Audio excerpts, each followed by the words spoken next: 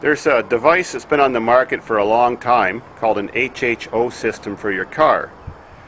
They're not being as hyped as much in 2009, 2010 as they were the previous couple years, because I really don't think they're very effective.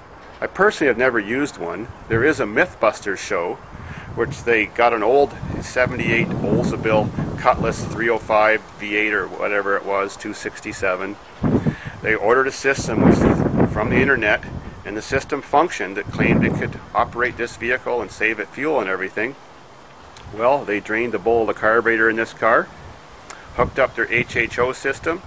It was producing oxygen and hydrogen just like it was supposed to. You could see it bubbling, you could see it coming through the tube if you lit it, fed it to the car, and just like I thought, it doesn't put out enough cubic feet per minute to run an engine anywhere near that size. I doubt the system that they bought would actually run even a lawnmower. You got to realize that to produce hydrogen and oxygen in a large volume of cubic feet per minute takes a large system, and that takes a lot of electricity. Involved with these systems is just a law of physics. Every action has an equal and opposite reaction. So how can you get free energy if you're using your alternator on your vehicle to produce the energy and the amperage required to use the electricity to break this water down to oxygen and hydrogen? It's no free lunch there. An alternator under full load can take about 4 horsepower from a vehicle's engine. Well, if you had a big enough system so it could use all the energy your alternator was producing, or a spare alternator to do that for you, you're automatically losing 4 horsepower right there, for example. But still, that would produce not near enough hydrogen and oxygen to run a vehicle. So you'd have to have a huge system.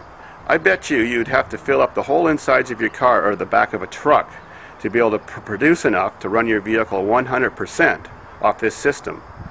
Yes, if you do have another system that's smaller and tap it into your vehicle and find a way to reduce the amount of fuel your car burns and supplement it with this instead of the fuel that it's not burning, like reducing the fuel pressure to your injectors, tricking your oxygen sensor, putting smaller jets in your carburetor, it's possible you might get a small increase in fuel economy, but you're still taking a load from the engine to run the electrolysis process. So I'm not sold on it. I don't have proof to show you, but the best I have to tell you, you can probably look up, is the Mythbusters show on it. Good luck.